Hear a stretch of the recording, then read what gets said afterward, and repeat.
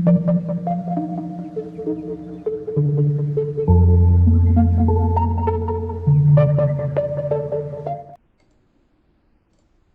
aí, gente, tudo bem? Como é que vocês vão? Bom, segundo ano, quinta semana do terceiro volume, festas e celebrações religiosas no Brasil, período imperial que vai de 1822 a 1829, é a primeira parte dessa análise histórica sobre uma conduta, uma tradição, um hábito religioso que nos ensina a ver como era entendida a sociedade daquele momento. Bem, como é que a gente vai pensar sobre isso? Primeiramente, nós temos que analisar dois aspectos: o aspecto do casamento e o aspecto do amor romântico. Tá? Os nobres, os príncipes europeus, eles vão tratar o casamento antes da Revolução Industrial como uma aliança, tá? Então, a aliança entre duas famílias, alianças políticas, alianças entre nações. Esses acordos, tá, entre essas nações vão ser selados com o casamento, com a união das famílias, tá? Quando é que isso muda para a gente? Isso muda para a gente na Revolução Industrial, a partir de 1760 em diante, tá? Com a Revolução Francesa, com o surgimento, não é, das ideias iluministas, você vai criar a ideia de amor romântico. Antes, o casamento era a união para resolver problemas, tá? Vamos pegar como exemplo o casamento de Dom Pedro I, não é, com a Imperatriz Leopoldina. Vai ser um acordo. Neste processo, ele fica viúvo, não é? E ele escolhe uma outra princesa, tá? Escolhe uma outra princesa e ela é escolhida por uma pintura. Se vocês acham que Photoshop, que filtro é novo, não. Já existia no tempo imperial, porque os pintores, quando iam retratar uma pessoa, eles manualmente embelezavam a pessoa. Tá? Deixavam ela menos feia, apagavam com traço que a pessoa não gostava, emagrecia ou engordava a pessoa conforme a situação. Então você tem essa característica. Tá? Então, Dom Pedro, depois de ter ficado viúvo da Imperatriz Leopoldina, ainda vai se casar muito novo com a princesa Amélia. Tá? Neta, reparem só, né? Neta de Josefina, esposa de Napoleão Bonaparte, de um primeiro casamento.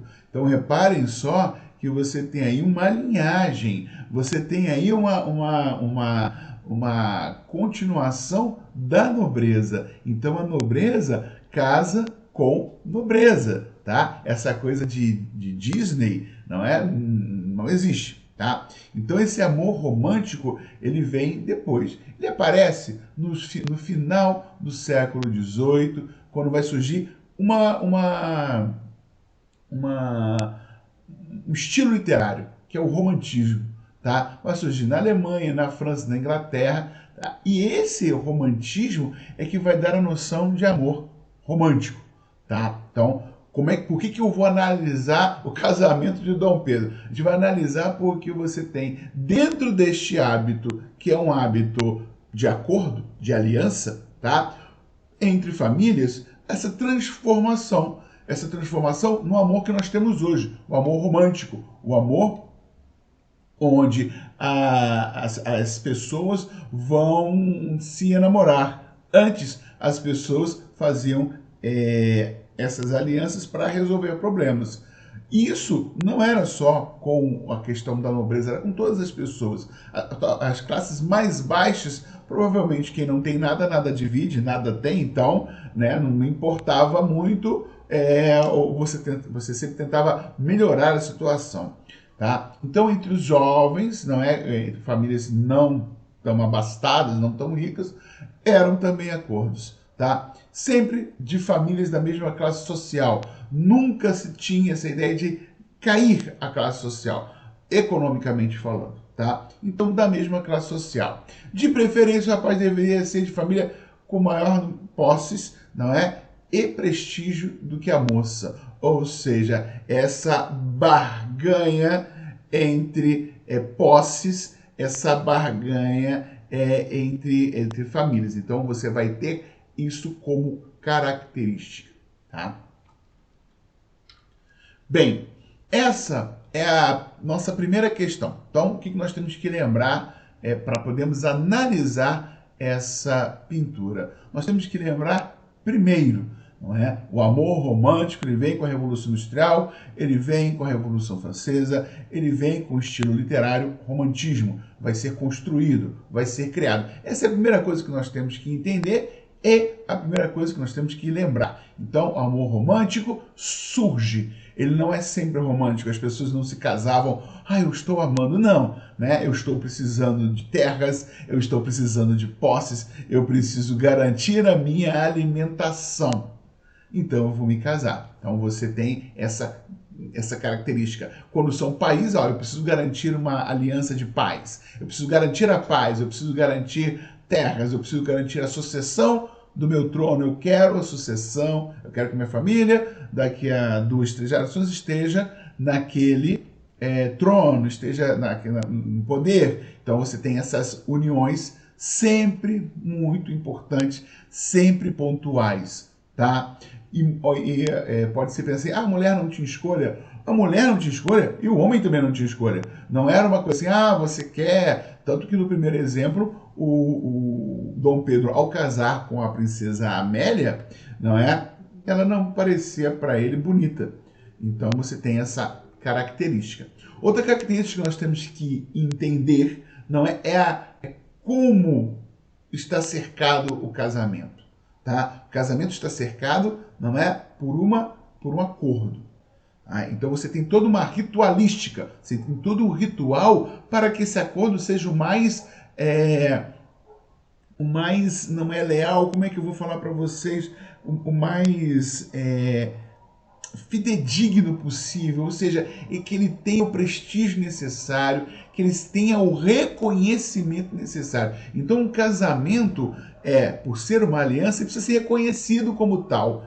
Tá? E para que ele seja reconhecido como tal, como uma ocasião especial, ele tem uma ritualística, tá? Que está retratada, né, nessa pintura. Então, olha só, a princesa austríaca Leopoldina desembarcou no Rio de Janeiro em 5 de novembro de 1817 para se casar com o herdeiro do Reino Unido de Portugal, Brasil e Algarves, ou então Príncipe Pedro, que mais tarde seria imperador do Brasil. Então, o príncipe Pedro, Dom Pedro I, você vai ter essa característica. Bem, o que nós vemos, o que nós observamos na imagem? Nós observamos na imagem, aí eu sempre falo para você, a gente procura cortar o quadro aqui, na verdade, a princípio em 2 partes, depois em 4 partes, para a gente poder analisar. A primeira parte você vê direita e esquerda, não é? Então você vê aqui, o príncipe, tá? Família do príncipe, mais escuro. Aqui as damas de honra da princesa, mais claro. Você vê uma carruagem, né? E essa carruagem tem vários criados, o que demonstra, a importância da pessoa que está chegando ou que está saindo, tá? Então você tem essa característica. Então você vê toda uma ritualística, das mulheres no primeiro plano claro, e você vê os homens no plano mais escuro. Quem ilumina o casamento aí são as mulheres, tá? Então esses são os acordos que são feitos, são os acordos que são criados, tá? Então a pergunta vem, o que você analisa dessa obra? Que informações a pintura do francês Jean-Baptiste Debré nos fornece acerca dos costumes rituais do Brasil imperial, tá? Do Brasil, da família imperial. São, são momentos ritualísticos que tentam legitimar o casamento como um acordo, tá? Então você tem que ter essa ideia, que o ritual, ele legitima o casamento, tá? Então, é a mesma coisa, o cara vai casar, aí encontra as duas famílias, né? Hoje em dia ele encontra, almoça, coisa e tal, é um ritual. Ninguém, ou quase ninguém, né, a gente pode falar isso, casa, você fala, não, eu quero conhecer sua família não, você não conhece a mim, te casa e vai embora, né? Isso é meio complicado, geralmente uma família vai conhecer a outra, né? Então você tem essa característica, então nós temos que pensar nisso. Nessa outra pintura, a imagem ao lado é de uma alegoria do casamento do então príncipe Pedro de Portugal, Brasil Algarves, com a princesa Leopoldina da Áustria. Uma alegoria, está explicando, é uma figura de linguagem que transmite um ou mais sentidos, um ou mais ideias. Com base nisso, interprete a pintura considerando os aspectos culturais do Brasil imperial. Então você tem aí a análise da pintura, sempre, né, cortando assim, vertical e horizontal, né? Podemos cortar em diagonal, né? Então você vê aqui um plano em primeiro plano, um manto vermelho, né? Você vê um anjinho, um querubim entregando uma aliança ou uma medalha, mas o importante é que você entenda que ambos estão de joelhos, né? Ambos estão ajoelhados em frente, não é, a uma santa, tá? Quem entrega as alianças é um querubim, então é uma alegoria, né? Não vai existir. Então o que você tem aí? Você tem a religiosidade, não é? Você tem a submissão em relação à igreja, tá? Então você não vê o príncipe alto, não é em pé, não é a princesa sentada no trono, nada disso. Ele está representando uma submissão, ele está representando, não é, uma forma de obediência a algo maior que ele, tá? Ele está um pouquinho mais, aparentemente, né, na tela, está um pouquinho mais destacado, tá? Ela está um pouco mais ao fundo, né? Então isso demonstra a família mais poderosa, né? O poder de quem está e quem é, né? Quem é quem. Na terceira imagem, a imagem ao lado mostra a cerimônia de casamento do imperador Dom Pedro I com a princesa Amélia de Luxemburgo, não é? Acontecido no Rio de Janeiro, não é? Em outubro de 1829. Quais elementos a pintura apresenta? Que possibilidade de identificação da nobreza como protagonista desse ritual? Bem, a pintura toda, não precisa nem ter uma legenda, ela é sobre uma família imperial, ela é sobre um nobre, não é? Então, qual é a pompa disso? A pompa é a luminosidade em cima dos noivos, não é? Ao fundo, aí já mais escuro, ou seja, na sombra, a igreja e os outros nobres, tá? Então você tem essa característica. Então você tem aqui, ó, o príncipe, provavelmente o príncipe Dom Pedro, aqui provavelmente seu pai, Dom João, tá? Então você tem essa característica aqui, né? Então você tem aqui a importância da família. Agora ela parece mais alta do que ele, né? Então ela é a noiva, então ela está aparentemente numa posição, né, mais elevada. E ali ele parece estar colocando a aliança, ou seja, selando o acordo, selando o casamento. Então você vai ter essa característica. Então você tem, não é, essa aparente imagem, tá, do casamento. Bem, na quarta imagem, a imagem abaixo do francês Jean-Baptiste Desprez, mostra uma cerimônia religiosa, né, de extremunção, perdão dos pecados de quem está correndo o risco de morte.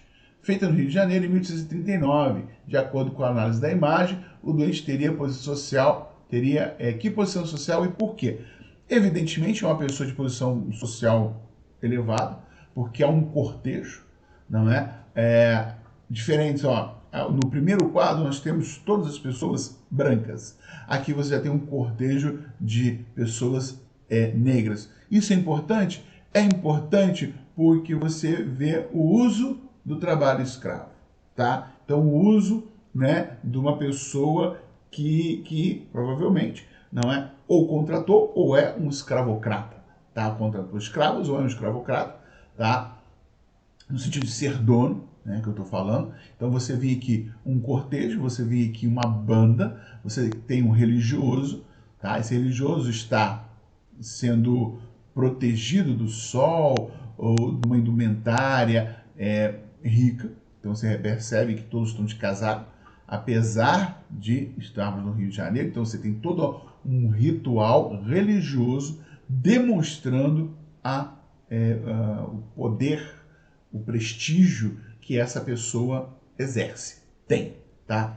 Então, ao descrever, você vai colocar o quê? Colocar que, devido ao uso de inúmeros escravos, não é um escravo, dois escravos, são inúmeros escravos, você vê ao fundo, em um terceiro plano, né, que seria o primeiro plano, o segundo plano, e aqui no fundo um terceiro plano, você vê uma aglomeração, então uma pessoa, não é, que ela tem, né, influência na sociedade, tá? Então você vê muitas pessoas que estão ao redor da casa, tá? Então você tem essa característica. Por quê? Aí você vai falar de todos os detalhes, do primeiro, segundo e do terceiro plano. Então todas essas características são, ou dão, melhor falando, a noção de quem é essa pessoa, ok?